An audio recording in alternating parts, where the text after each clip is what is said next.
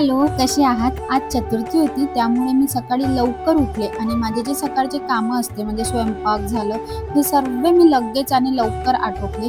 कारण आज चतुर्थी असल्यामुळे माझा फास्ट पण राहतो आणि मला देवाची पूजा पण करायची होती आणि मला पूजा करायला थोडा वेळ लागणार होता. देवासाठी वाहायला मी फुलं तोडून आणली आणि छान म्हणजे फुलं वगैरे वाहले आणि मस्त अशी देवपूजा केली. मग त्यानंतर मला फराळाचं बनवायचं होतं, तर मी म्हटलं काय बनवूया? साबुदाणा मी भिजवून नव्हता टाकला. मग मी म्हटलं आज भगरच करूया आणि तसाही मला साबुदाण्याने खूप त्रास होतो.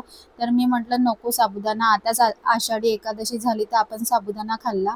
मग काय थोडेसे चिप्स वगैरे तळले आणि ना भगर करायला घेतली. तुम्हाला सांगते मी भगर माझ्या स्टाईलमध्ये करते.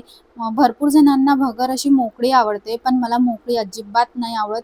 मी मस्त 1-1.5 ग्लास पाणी घालते आणि मस्त शिजू देते त्याला. खूप सॉफ्ट होते आणि खूप मस्त होते. तुम्ही पण ट्राय करा, आवडेल तुम्हाला नक्की.